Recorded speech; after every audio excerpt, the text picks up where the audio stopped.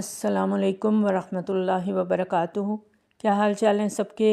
اللہ تعالیٰ آپ کو، آپ کے پیاروں کو اپنی حفظ و امان میں رکھے، آمین۔ اللہ کے بابرکت نام کے ساتھ اپنا آج کا سبق شروع کرتے ہیں۔ اعوذ باللہ من الشیطان الرجیم، بسم اللہ الرحمن الرحیم۔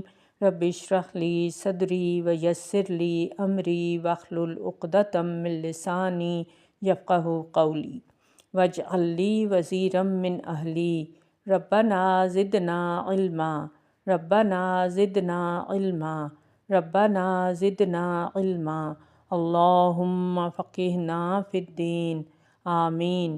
آج کا ہمارا سبق پارہ نمبر 5 ہے، سورۃ نساء ہے، آیت نمبر 84، 84 نمبر آیت سے آج ہم اپنا سبق شروع کرنے جا رہے ہیں۔ بسم اللہ الرحمن الرحیم۔ فقاتل، تو جنگ کرو، فی سبیل اللہ، اللہ کے راستے میں۔ نبی صلی اللہ علیہ وآلہ وسلم سے خطاب ہے کہ اللہ کی راہ میں جہاد کریں، کوشش کریں، منافقین کی پرواہ نہ کریں، وہ آپ کا ساتھ دیں یا نہ دیں۔ نبی صلی اللہ علیہ وآلہ وسلم سے کہا جا رہا ہے کہ آپ اپنا کام کرتے چلے جائیں۔ لا تکلفوا الا نفسک، نہیں تکلیف دی جاتی مگر تیرے نفس کو۔ وحرض المؤمنین، اور ابھارو، ترغیب دو ایمان والوں کو۔ یہاں پر یہ بتا دیا گیا کہ معاملہ خواہ اجتماعی ہے لیکن ہر شخص اپنے نفس کے لیے خود جواب دہ ہوگا۔ نبی صلی اللہ علیہ وآلہ وسلم کا کام ان کو ابھارنا ہے، ترغیب دینا ہے، منوانا آپ صلی اللہ علیہ وآلہ وسلم کا کام نہیں۔ اگر وہ نہیں مانتے تو نبی صلی اللہ علیہ وآلہ وسلم اس کے مکلف نہیں ہیں۔ یہاں پر صاف طور پر ایک بات بتا دی گئی ہے کہ ہر شخص اپنی ذات کا خود مکلف ہے، اس سے اسی کے بارے میں پوچھا جائے گا۔ ساتھ ہی فرمایا وَحَرِّضِ الْمُؤْمِنِينَ، اور ابھارو، ترغیب دو ایمان والوں کو، لیکن لوگوں کو رغبت دلانی ہے۔ حدیث کا مفہوم ہے نیکی کی راہ دکھانے والا ایسا ہی ہے جیسا کہ نیکی کرنے والا۔ معاملات اجتماعی ہوں لیکن معاملہ انفرادی ہوگا۔ مثلاً اس گروپ کے اندر بہت سے لوگ ہیں جو قرآن سنتے ہیں، لیکن ہر ایک کو برابر کا اجر نہیں ملتا، ہر ایک کا اجر الگ الگ ہے۔ کچھ لوگ کس نیت سے سن رہے ہیں اسی کے حساب سے ان کا اجر ہوگا، کچھ سن کر سیکھ رہے ہیں اور کچھ کے دل میں اتر رہا ہے، اور اس طرح دل میں اتر رہا ہے کہ ان کے عمل بدل رہے ہیں، ان کی زندگی بدل رہی ہے، وہ قرآن کے ساتھ اپنی اصلاح کر رہے ہیں۔ تو ہر ایک کی قربانی الگ الگ ہے۔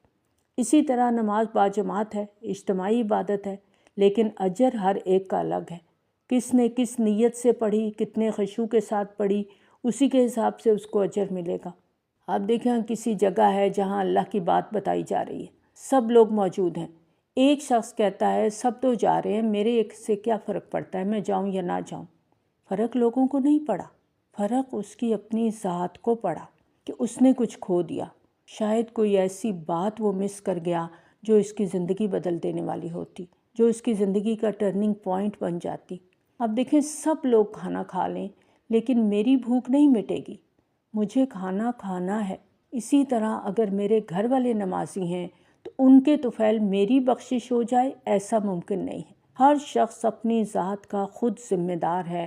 اب اس کا یہ مطلب بھی نہیں ہے کہ میں اچھا کروں، میں نیک عمل کر لوں، دوسرا کرتا ہے نہیں کرتا میری بلا سے، کیونکہ میں تو اپنی ذات کے لیے جواب دہ ہوں۔ نہیں، وَحَرِّضِ الْمُؤْمِنِينَ، دوسروں کو بھی موٹیویٹ کرنا ہے۔ آپ دیکھیں آپ کسی کو موٹیویٹ کرتی ہیں، آپ کے کہنے پر کوئی شخص نیکی کے راستے پر آ جاتا ہے تو اس کو بھی اجر ملے گا، لیکن اس کے ساتھ ساتھ آپ کو بھی ملے گا۔ حرص کا مطلب ہے عمل پر ابھارنا، رغبت دلانا، شوق پیدا کرنا۔ یہاں پر قرآن سننے کے لیے کسی کو آپ کہتے ہیں اور وہ شوق سے سنتا ہے تو آپ بھی اس کے اجر میں برابر کے حصے دار ہو جاتے ہیں۔ عسى اللہ، امید ہے اللہ، ان یہ کہ یکفّ، وہ روک دے، بأس، زور، الذین، ان لوگوں کے، کفروا، جنہوں نے کفر کیا، واللہ، اور اللہ تعالیٰ، اشد، زیادہ شدید ہے، بأساً، طاقت میں، واشد، اور زیادہ شدید ہے، تنکیلا، سزا دینے میں۔ نون کاف لام نکلا سزا کے معنی میں آتا ہے۔ اب دیکھیں بہت دفعہ ہم سنتے ہیں، پڑھتے ہیں کہ مسلمانوں نے مل کر اللہ اکبر کا نعرہ لگایا تو کافروں کے ہاتھوں سے تلواریں چھوٹ گئیں۔ اور نعرہ کیا ہوتا ہے؟ ابھارنے کے لیے، موٹیویٹ کرنے کے لیے لگایا جاتا ہے۔ ہم بھی نعرے بہت لگاتے ہیں، لیکن جب عمل کا وقت آتا ہے تو زیرو ہو جاتے ہیں۔ مسلمان جب خود نیکی کرتا ہے اور پھر دوسروں کو بھی ابھارتا ہے تو پھر ان کا جوش اور اللہ پر توکل دیکھ کر دشمن خوفزدہ ہو جاتا ہے، دشمن کا دل بیٹھ جاتا ہے۔ مسلمانوں کی اصل شان و شوکت ان کی اجتماعیت میں ہی ہے۔ آپ نے کبھی فوجیوں کا مارچ دیکھا ہے؟ کتنا جوش آ جاتا ہے نا صرف وہ مارچ دیکھ کر، کہ کس طرح وہ قدم سے قدم ملا کے چلتے ہیں، ایک ساتھ قدم اٹھاتے ہیں، ایک ساتھ زمین پر رکھتے ہیں، تو دیکھنے والے کے اندر بھی جوش پیدا ہو جاتا ہے اور جوش سے کام آسان ہو جاتا ہے۔ مسلمانوں کو ابھارنے سے کیا ہوگا؟ عسى اللّہ ان یکف بأس الذین کفروا، امید ہے کہ اللہ کافروں کا زور توڑ دے گا، اللہ کی مدد مسلمانوں کی طاقت کو بڑھا دے گی۔ واللہ اشد بأسا واشد تنکیلا، اللہ اس بات پر قادر ہے کہ وہ مسلمانوں کی طاقت کو بڑھا دے اور دشمن کو سزا دے۔ اصول بتا دیا گیا کہ معاملہ اجتماعی بھی ہو تو حساب انفرادی ہوگا، اور یہ چیز ہر شخص کے اندر احساس ذمہ داری بڑھا دیتی ہے، اور جو اس پر یقین رکھتا ہے تو پھر ہر کوئی اپنی ذمہ داری کو نبھائے گا۔ من یشفع، اور جو سفارش کرے گا، شفاعتاً کوئی سفارش، حسنتاً اچھی، یکن ہے لہو واسطے اس کے نصیب حصہ منہا اس میں سے، ومن، اور جو یشفع سفارش کرے گا، شفاعتاً کوئی سفارش، سیئتاً بری، یکن ہے لہو واسطے اس کے کفل ایک حصہ منہا اس میں سے، وکان اللہ، اور ہے اللہ تعالیٰ، علی کل شیء اوپر ہر چیز کے، مقیتا قدرت رکھنے والا، قاف واو تا، قوت، قادر، نگران، محافظ، یہ سب اس کے مطلب ہیں۔ سفارش دو طرح کی ہوتی ہے، آپ کسی اچھے کام کی سفارش کرتے ہیں، کسی برے کام کی سفارش کرتے ہیں، تو اچھی سفارش کا حصہ اچھا ہے، بری کا برا ہے۔ کسی کو نیکی کے کام پر ابھارنے میں سفارش کرنا، جہاد میں جانے کے لیے سفارش کرنا، اور جب تک وہ شخص نیکی کا عمل کرتا رہے گا، سفارش کرنے والے کا حصہ بھی ساتھ لکھا جاتا رہے گا۔ حضرت ابو موسیٰ رضی اللہ تعالیٰ عنہ سے روایت ہے کہ نبی اکرم صلی اللہ علیہ وآلہ وسلم کے پاس جب کوئی سائل آتا یا آپ صلی اللہ علیہ وآلہ وسلم سے کسی چیز کا سوال کیا جاتا تو آپ صلی اللہ علیہ وآلہ وسلم صحابہ کرام رضی اللہ تعالیٰ عنہم سے فرماتے، تم سفارش کرو، اس کا تمہیں ثواب ملے گا، اور اللہ جو چاہتا ہے اسے نبی صلی اللہ علیہ وآلہ وسلم کی زبان سے جاری کرا دیتا ہے یا فیصلہ کرا دیتا ہے۔ یہ بخاری اور مسلم کی روایت ہے۔ یہاں پر اچھی سفارش کے لیے نصیب کا لفظ آیا ہے، نون صاد با گاڑ دینا، یقینی منافع، اور یہ بڑھ بھی سکتا ہے، جتنا اللہ چاہے اس کو بڑھا دے گا۔ اور برائی کی سفارش کے لیے کفلن کا لفظ آیا ہے، ایک حصہ، پورا حصہ، یعنی جتنا وہ برائی کی طرف جائے گا اسے اتنا ہی حصہ ملے گا۔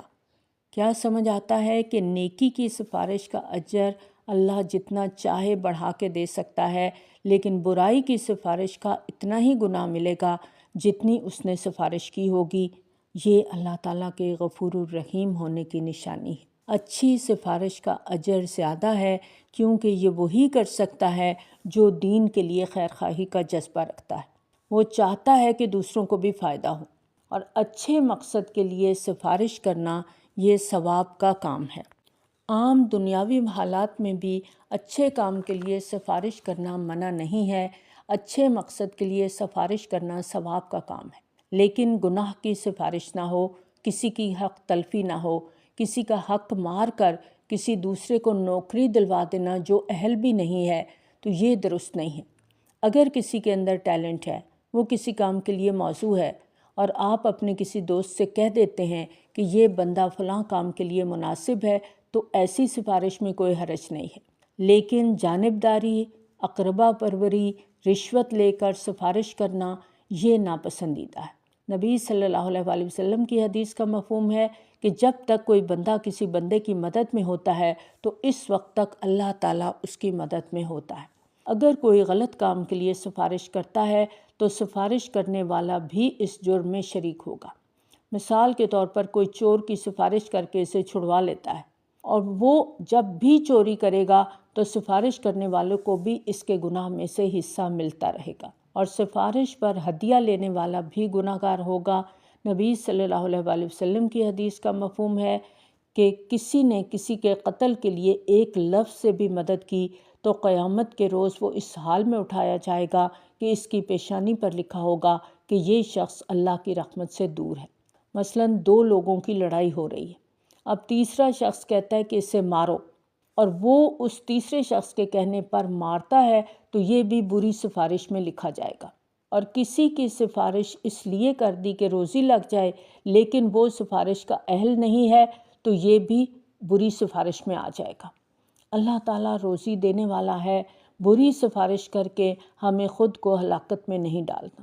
ایک مسلمان کو حکم ہے کہ وہ برائی سے روکے اور نیکی پر ابھارے، نیکی کا راستہ دکھائے، اور جو شخص بھی کسی کے کہنے پر نیکی کے راستے پر آ جائے گا تو کہنے والے کو بھی اجر ملتا چلا جائے گا۔ اچھی سفارش کا زیادہ ثواب اس لیے ہے کہ یہ وہی کر سکتا ہے جو دین کے لیے سچی خیرخواہی رکھتا ہے، وہ چاہتا ہے کہ دوسرے بھی فائدہ حاصل کریں، اور اچھے مقصد کے لیے سفارش کرنا ثواب کا کام ہے۔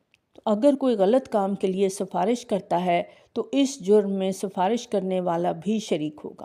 نبی صلی اللہ علیہ وسلم نے فرمایا، حدیث کا مفہوم ہے کہ جو شخص کسی کو قتل کرنے میں صرف زبان سے کہتا ہے کہ اس کو قتل کر دو تو وہ بھی قیامت کے دن اللہ کی رحمت سے مایوس ہوگا۔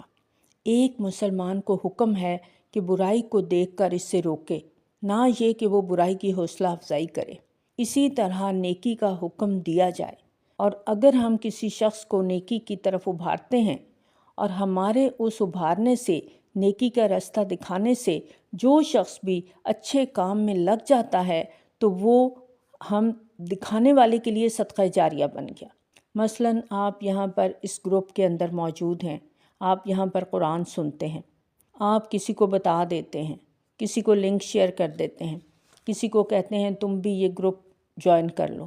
آپ کے کہنے سے جو بھی یہ گروپ جوائن کرے گا، جو بھی سنے گا، جو بھی سیکھے گا، اور کوئی ایک بھی اچھی بات پر وہ عمل کر لے گا، اور جب وہ عمل کرے گا تو اس کو تو اس عمل کا ثواب ملے گا، لیکن اس کے ساتھ ساتھ آپ کے لیے بھی صدقہ جاریہ ہے۔ تو نیکی صرف یہ نہیں ہے کہ انسان خود ہی نیکی کرتا رہے، بلکہ نیکی کی سفارش کرنا، نیکی کی رہنمائی کرنا، اس کو دوسروں تک پہنچانا، یہ بھی نیکیوں کے دروازے کھولتا ہے۔ وَإِذَا، اور جب حُيِّيتُم، سلام کیے جاؤ تم، بِتَحِيَّةٍ، کوئی سلام، فَحَيُّوا، تو سلام کرو، بِأَحْسَنَ، ساتھ زیادہ اچھے طریقے سے، منہا، اس سے، آؤ یا ردوہا، لوٹا دو اس کو۔ ان اللہ، بے شک اللہ تعالیٰ، کانا ہے، علی کل شیء حسیبا، اوپر ہر چیز کے حساب لینے والا۔ اسلامی اخلاق اس وقت سکھایا جا رہا تھا جب مسلمانوں اور غیر مسلموں کے تعلقات انتہائی کشیدہ تھے، اور اندیشہ یہ تھا کہ مسلمان ایک دوسرے کے ساتھ کچھ خلقی نہ کریں، اس لیے انہیں ایک دوسرے کے احترام کی تلقین کی گئی کہ جو تمہارے ساتھ احترام سے پیش آئے اس کے ساتھ تم بھی ویسے ہی پیش آؤ، بلکہ زیادہ احترام سے پیش آؤ۔ وَإِذَا حُيِّيتُم، حُيِّیت کا لفظ جو ہے یا حیات، زندگی، اور سلام کرنا کیا ہے؟ زندگی کی دعا دینا ہے، سلامتی کی دعا دینا ہے۔ تو یہاں پر فرمایا فَحَيُّوا بِأَحْسَنَ، جو کوئی تمہیں سلام کرے تو اچھے طریقے سے جواب دو، سلام کا جواب گرم جوشی سے دو۔ حضرت عمران رضی اللہ تعالیٰ عنہ کہتے ہیں کہ ایک آدمی نبی صلی اللہ علیہ وسلم کے پاس آیا اور اس نے کہا السلام علیکم، تو نبی صلی اللہ علیہ وسلم نے فرمایا 10، یعنی اس کے لیے 10 نیکیاں ہیں۔ پھر ایک اور آدمی آیا اور اس نے کہا السلام علیکم ورحمۃ اللہ، تو نبی صلی اللہ علیہ وسلم نے فرمایا 20۔ پھر ایک اور آدمی آیا تو اس نے کہا السلام علیکم ورحمۃ اللہ وبرکاتہ، تو نبی صلی اللہ علیہ وسلم نے فرمایا 30۔ یہ ترمذی کی روایت ہے۔